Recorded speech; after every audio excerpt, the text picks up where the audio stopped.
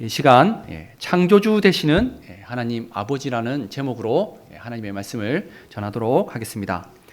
지금 하이델베르크 요리문답을 통해서 우리의 죄와 비참함으로부터 어떻게 구원을 받는지에 대해서 지금 배우고 있습니다. 지난 시간까지 하나님의 의를 만족시킬 중보자로 참 하나님이면서 참 인간 되시는 예수님에 대해서 배웠고, 또 포도나무에 이 접붙여진 가지처럼 우리가 중보자 되시는 예수님과 믿음으로 연결되어 있을 때 하나님의 구원과 또 하나님의 모든 신령한 복을 받아 누린다는 이 말씀도 드렸습니다. 그리고 이제 오늘 이 구원받는 믿음의 내용으로 사도신경에 이제 들어가도록 합니다. 오늘날도 이 많은 교회에서 주일 예배 시간에 이 사도신경으로 신앙을 고백합니다. 우리 진교교회 이 주보에도 보시면 예배 순서에 신앙 고백이 있고, 그 시간에 우리가 사도신경을 고백합니다. 이것은 매주마다 이 사도신경의 신앙 고백으로 우리가 삼위 하나님께 예배의 자리로 나아감을 보여주면서 그만큼 사도신경의 고백과 믿음이 예배에서 중요하다는 것을 보여주는 사실입니다. 하이델베르크 요리문답을 작성한 이 종교 개혁자들도 이런 사도신경의 위대함을 잘 알고 있어서 이처럼 이 사도신경을 사용해서 사도신경을 통해서 이제 우리의 믿음과 구원을 가르쳐 주는 것입니다. 오늘 살펴볼 하이델베르크 요리문답은 제26문답입니다.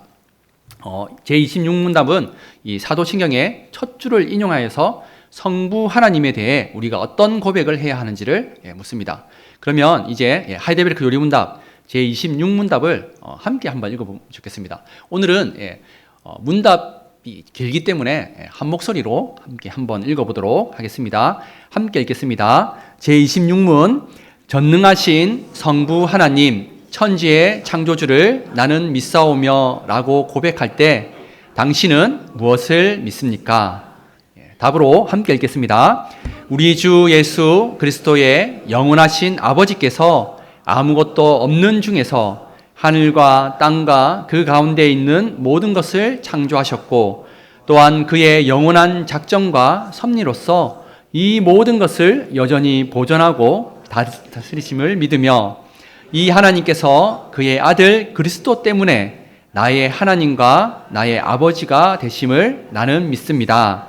그분을 전적으로 신뢰하기에 그가 나의 몸과 영혼에 필요한 모든 것을 채워주시며, 이 눈물 골짜기 같은 세상에서 당하게 하시는 어떠한 악도 합력하여 선을 이루게 하실 것을 나는 조금도 믿지 않습니다. 그는 전능하신 하나님이시기에 그리하실 수 있고 신실하신 아버지이기에 그리하기를 원합니다. 아멘. 지금 읽었던 이 성부 하나님에 대한 이 하이델베르크 제26문답을 간단히 두 가지로 이렇게 말씀을 드린다면, 첫 번째 부분은 성부 하나님께서 어떤 분이신지에 대한 이 고백인데, 바로 전능하신 하나님 아버지가 되신다고 이렇게 고백을 합니다. 그리고 두 번째로는 성부 하나님께서 무엇을 하셨는지에 대한 이 고백인데, 바로 이 천지를 창조하신 이 하나님으로 우리는 이렇게 고백을 합니다. 이제 이 내용들을 이 하이델베르크 요리문답 문답을 이 순서대로 좀 더 이렇게 자세히 한번 살펴보도록 하겠습니다. 첫 번째로 하이델베르크 요리문답이 사도신경으로 가르쳐주는 성부 하나님은 천지를 창조하신 분입니다. 성경의 제일 처음 시작은 창세기 1장 1절 말씀으로 어떻게 시작됩니까? 태초에 하나님이 천지를 창조하시니라 라고 이렇게 말씀합니다. 이 말씀은 하나님께서 이 세상을 창조하셨다는 선포로 시작을 합니다. 그리고 이 선포 뒤에 하나님은 세상을 어떻게 창조하셨는지 좀 더 구체적으로 가르쳐 주시는데, 하나님은 각기 종류대로 모든 만물을, 그리고 특히 우리 사람을 하나님의 형상으로 남자와 여자로 귀한 존재로 이렇게 창조하셨다고 말씀하고 있습니다. 그리고 창세기를 좀 더 보시면 하나님께서 그 창조하시는 날마다 보시기에 좋았다라고 이렇게 말씀하실 정도로 세상을 아름답게 6일 동안 창조하시고 7째 날에 안식하셨습니다. 이와 같은 창조를 알려주는 이 창세기는 하나님의 영감을 받아서 모세가 기록을 했습니다. 그리고 성경의 이 처음 5권, 창세기, 출애굽기, 레위기, 민수기, 신명기, 이 창세기부터 신명기까지를 모두 모세가 기록했다고 해서 모세오경 5권의 경전이라고 우리는 이렇게 부릅니다. 모세오경이 쓰여진 시대를 한번 생각해 보면 좋겠습니다. 당시 이스라엘은 이집트에서 430년간의 노예 생활을 하고 있었습니다. 하나님은 그들의 고통 소리를 들으시고 아브라함과 이삭과 야곱과 언약하신 것을 약속을 기억하시면서 이 모세를 지도자로 세워서 이집트에서 이스라엘을 구원하셨습니다. 출애굽기 2장 24절에서 25절 말씀입니다. 제가 한번 읽어드리도록 하겠습니다. 출애굽기 2장 24절에서 25절 말씀.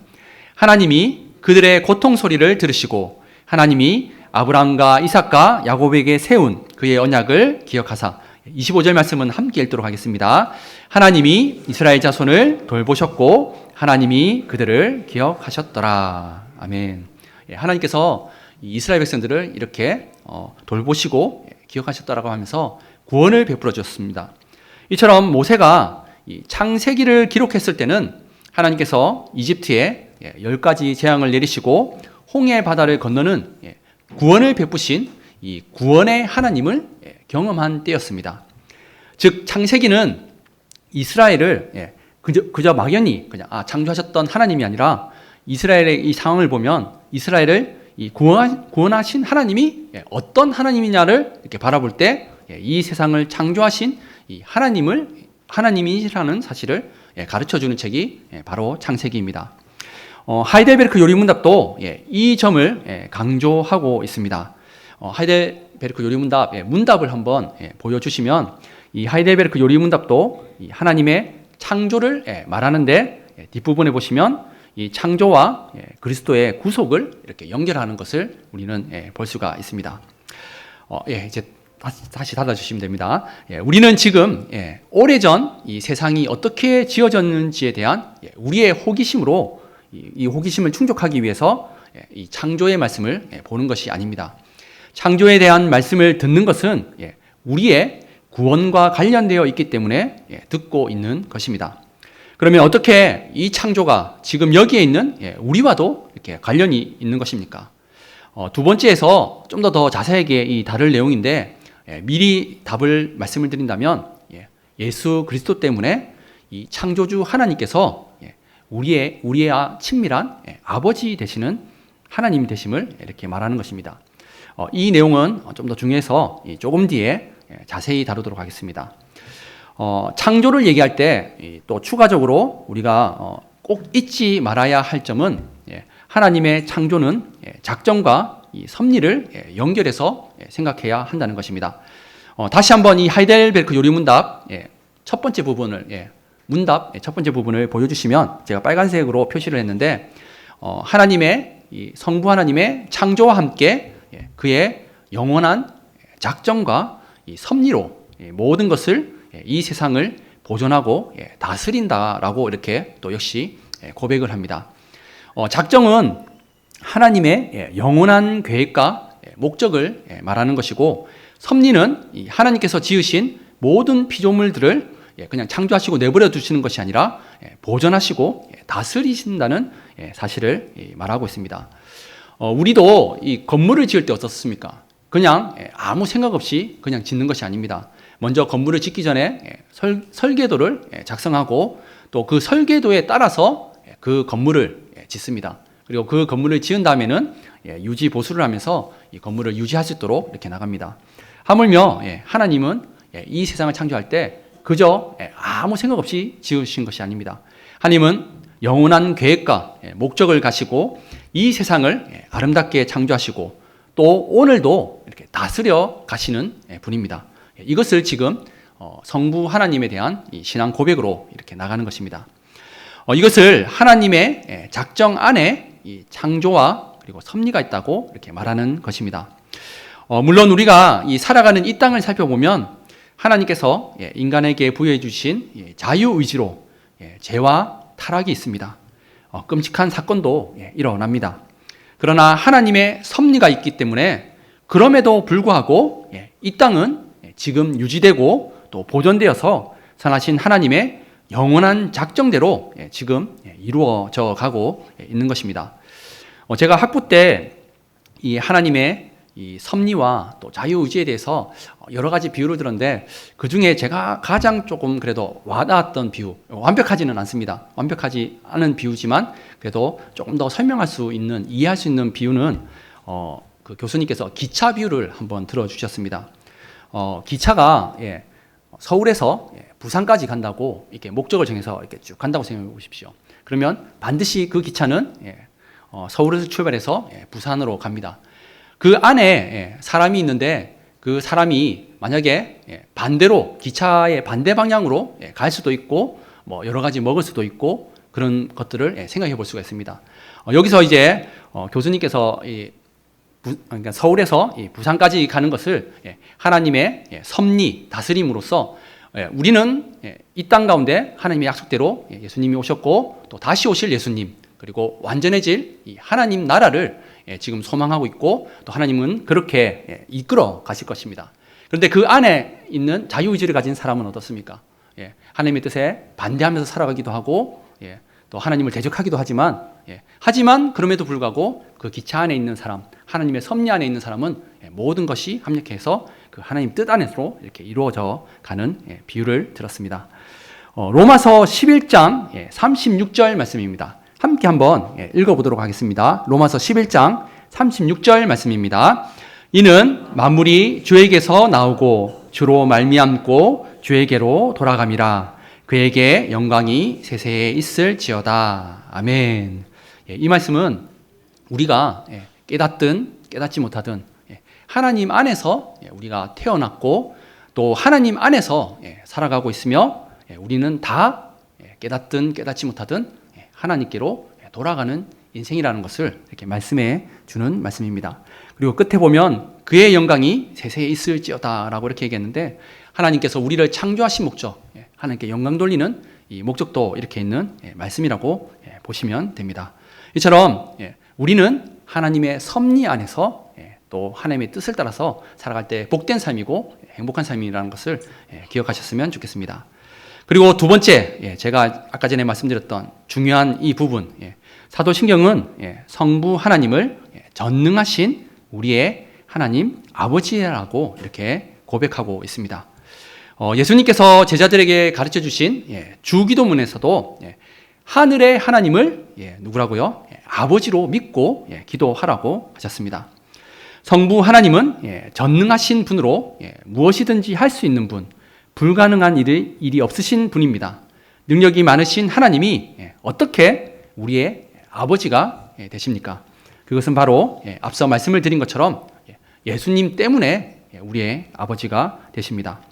다시 한번 이 하이델베르크 요리문답 제26문답 이 첫 페이지를 보여주시면, 이 첫 시작, 제가 파란 줄로 이렇게 그어놓은 부분을 보시면 이 시작부터가 우리 주 예수 그리스도의 영원하신 아버지, 그러니까 예수님의 아버지라고 먼저 이렇게 시작을 합니다.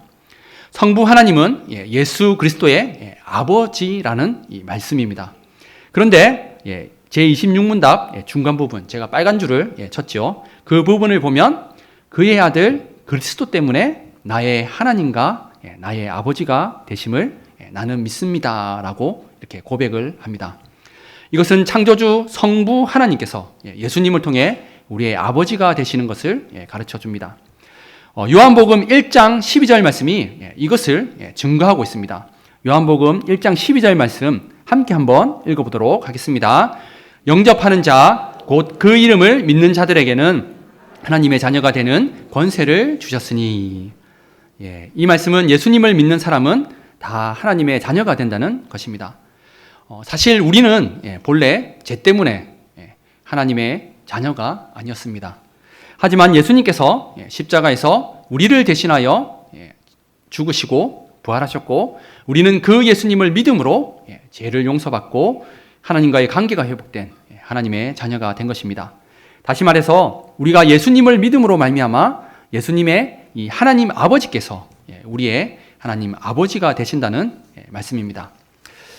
한편 우리가 하나님의 자녀가 되었기에 마땅히 살아야 할 모습이 있습니다. 이 하나님의 자녀로 어떻게 살아야 하는지가 이 성경 곳곳에 나오지만 한 군데만 살펴본다면 에베소서 5장 8절에서 9절 말씀입니다. 에베소서 5장 8절에서 9절 말씀 제가 한번 읽어드리도록 하겠습니다. 너희가 전에는 어둠이더니 이제는 주 안에서 빛이라. 빛의 자녀들처럼 행하라. 9절 말씀은 함께 읽도록 하겠습니다. 빛의 열매는 모든 착함과 의로움과 진실함에 있느니라. 아멘. 우리가 예수님을 믿기 전에는 제 아래에 있는 어둠이었습니다. 하지만 이제는 예수님을 믿는 믿음으로 주 안에서 빛이 되었다고, 하나님의 자녀가 되었다고 이렇게 말하고 있습니다. 그러면 어떻게 살아야 합니까? 빛의 자녀로서 살아야 합니다. 영원하신 빛이신 하나님께서 예수 그리스도로 말미암아 우리의 아버지가 되시고 우리는 이제 하나님의 자녀로서 세상의 빛으로 살아야 합니다. 세상은 적당히 나쁜 짓을 하면서 좀 의롭지 못한 방법으로 타협도 하고 거짓말도 할 줄 알아야 성공하는 인생을 산다고 말합니다. 하지만 성도는 이런 세상에서도 착하게, 의롭게, 진실하게 살아야 합니다. 그 이유는 간단합니다. 빛이신 하나님의 자녀가 되었기 때문입니다. 성부 하나님은 예수 그리스도 안에서 우리의 아버지가 되시고 우리는 예수 그리스도 안에서 하나님의 자녀가 되었습니다. 이것은 정말 엄청난 특권이자 큰 복입니다. 우리는 이 특권과 복을 누리면서 살아갑니다. 이와 동시에 이 하나님의 자녀라는 이 책임 역시 감당해야 할 것을 잊지 마시기 바랍니다. 그리고 아버지라는 이 개념에 대해서 사실 저도 이렇게 결혼하기 전까지는, 자녀가 태어나기 전까지는 크게 이렇게 막 와닿지 않았는데 제가 이제 아버지가 되고 자녀를 놓으니까 정말 이 아버지의 마음을 배우게 됩니다. 근데 사실 원본은 하나님이 되시는 거겠죠. 근데 저도 이렇게 자녀를 놓고 이렇게 키우다 보니까 정말 내 생명보다도 더 소중하다는 것을 이 자녀들을 이렇게 느끼게 되고, 사실 저도 이제 초등부나 또 우리 청년부 맡았을 때 제 마음가짐 한 가지는 내가 이렇게 나의 자녀들이 정말 소중하고 귀한 것처럼 우리 성도님들도 얼마나 그 자녀들을 귀하고 또 이렇게 자라게끔 신경 썼을까라는 그 마음을 가지고 또 기도하고, 저도 최대한 우리 아이들이 복음을 믿고 또 예수님 잘 믿도록 이렇게 사역을 하고 있습니다. 그리고 아까 전에 제가 말씀드린 것처럼 하나님의 이 자녀되는 특권, 하나님 아버지께서 우리를 사랑하시는 그 특권이 있지만 또 책임도 있다는 사실을 기억했으면 좋겠습니다. 왕관을 쓰려는 자는 그 무게를 견디라고 이렇게 얘기했습니다. 우리가 하나님의 자녀되는 특권이 있지만 또 그에 따르는 책임이 있다는 사실을 기억했으면 좋겠습니다. 하나님의 자녀가 된 우리가 세상과 같이 똑같이 그렇게 살아간다면 세상 사람들도 이 하나님의 자녀답지 않는 모습에 실망하지 않겠습니까? 그래서 특권이 있으면 반드시 그에 따르는 책임, 우리의 삶의 열매도 있다는 것을 기억하셨으면 좋겠습니다. 지금까지 이 하이델베르크 요리문답 제26문답은 사도신경 이 첫 줄을 통해서 성부 하나님께서 우리의 창조주가 되시면서 영원한 작정과 섭리로서 이 세상을 지금도 보존하고 다스리시는 분, 그리고 또 중요한 것, 예수 그리스도 안에서 우리에게 전능하신 하나님 아버지가 되심을 고백했습니다. 그리고 이 하이델베르크 요리문답 제26문답은 그 성부 하나님과 우리를 연결해서 마무리로 이렇게 짓는데, 이 26문답 마지막 두 번째 페이지를 한번 보여주시면 좋겠습니다. 두 번째 페이지를 이렇게 보시면 제가 둘째 줄부터 보시면 그가 나의 몸과 영혼에 필요한 모든 것을 채워주시며 이 눈물 골짜기 같은 세상에서 당하게 하시는 어떠한 악도 합력하여 선을 이루게 하실 것을 나는 조금도 의심치 않습니다 라고 이렇게 고백하는 것을 볼 수가 있습니다. 눈물 골짜기라는 말은 하나님을 믿는 자녀들에게도 이 세상에서 고난이 있음을 보게 합니다. 모세는 애고방에서 많은 보화와 권력을 누리며 살아갈 수 있었지만 하나님의 백성인 모세는 거기에 안주하며 살 수가 없었습니다.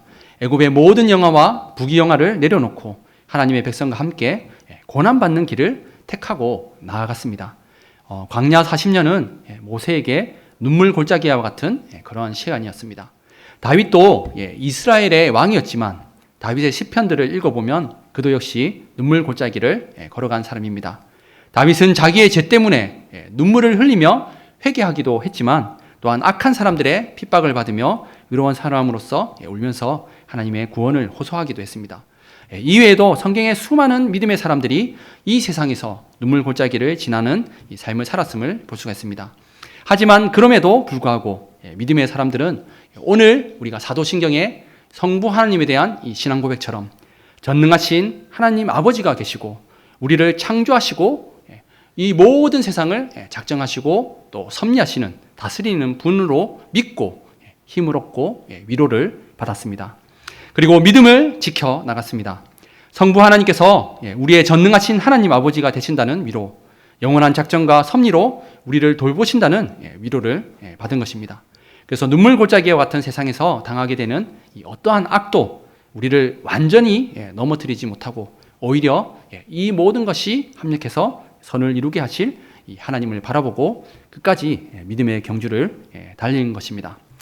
이제 간단히 오늘 본문 이사야 44장 말씀을 통해서 창조주 하나님을 나의 아버지로 믿게 되었을 때 우리가 어떻게 살아야 하는지에 대해서 말씀을 나누면서 마무리하고자 합니다. 이사야 44장 21절 말씀을 보시면 하나님께서 이스라엘에게 기억하라라는 이 말씀을 하십니다.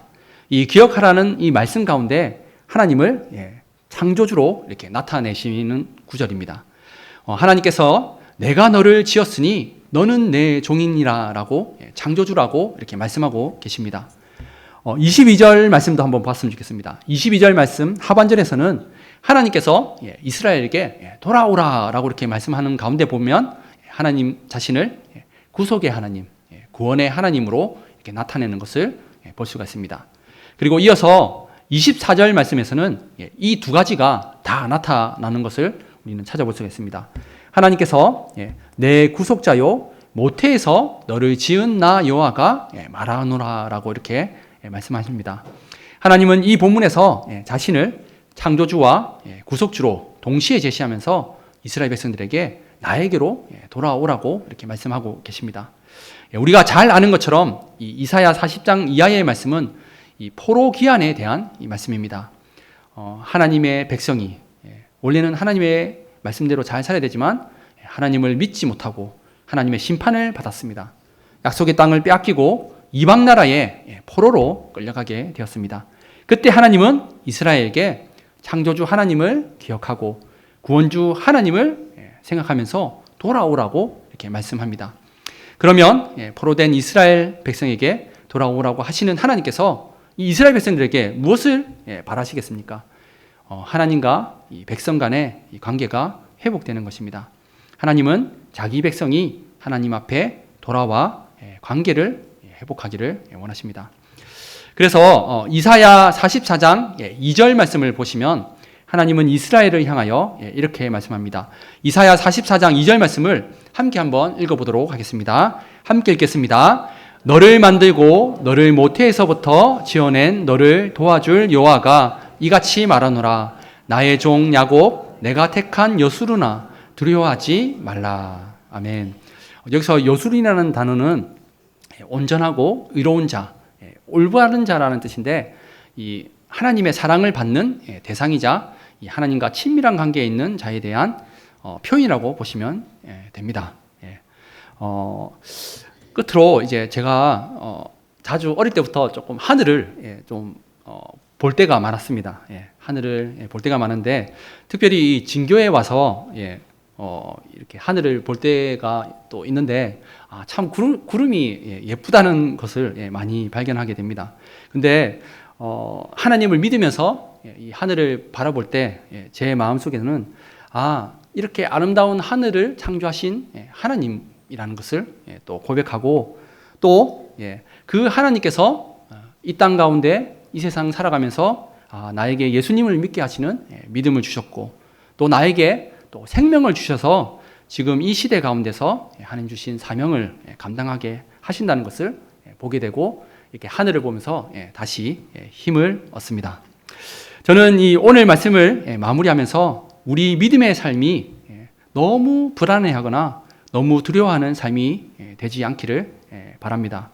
앞에서도 말씀하셨듯이 우리의 삶 가운데서 분명히 눈물 골짜기 같은 그런 삶들이 있을 것입니다. 하지만 전능하신 하나님 아버지, 그리고 천지의 창조주, 우리를 지으신 하나님 아버지가 있다는 사실, 우리는 그 하나님을 믿고 신뢰하는 자들입니다. 그리고 하이델베르크 요리문답 제26문답의 이 마지막 부분은 하나님에 대한 확신과 위로로 아까 전에 가득 차 있는 말씀을 보았습니다. 사실 이것을 기록한 자들도 어떤 사고를 만나게 될지 알 수 없는 인생들입니다. 그들도 역시 우리처럼 작고 연약한 부족한 사람들이었습니다. 하지만 이들은 자신의 삶에서 통제하지 못하는 어떤 악한 일들에 대해서 두려워하는 대신에 우리를 창조하신 하나님, 이 세상을 다스리시는 하나님, 우리를 예수 그리스도를 통해서 자녀 삼아주시고 사랑하시는 하나님이 나에게 나의 삶 속에서 가장 좋은 것으로 채워주시는 분이라고 이렇게 고백을 하는 것입니다. 나에게 죄가 있다면 하나님께서 우리를 사랑하시기 때문에 때로는 채찍으로 또 아픔을 통해서 깨트리면서 예수님 닮아가는 삶으로 인도한다는 것을 고백하는 삶이었습니다. 그래서 이 눈물 골짜기 같은 삶 속에서 일어나는 어떠한 악도 모든 것이 합력해서 선을 이루게 될 줄을 믿음으로 고백했습니다. 이제 주일 오후 예배가 마치면 다시 한 주간 세상 가운데 살아갑니다. 참 쉽지 않은 삶일 겁니다. 또 만나는 사람마다 다 선한 사람만 있겠습니까? 우리를 힘들게 하는 사람이 또 반드시 있을 것입니다. 하지만 오늘 들었던 하이델베르크 요리문답과 그리고 이 하이델베르크 요리문답에서 가르쳐주는 이 사도신경의 첫 부분, 성부 하나님께서 우리의 전능하신 아버지 하나님, 그리고 모든 만물을 창조하시고 선하게 다스리는 분으로 고백하면서 그 누구도 침범할 수 없는 위로를 한 주간 누리면서 승리하는 삶이 되시기를 삼위 하나님의 이름으로 축복합니다. 제가 기도하도록 하겠습니다.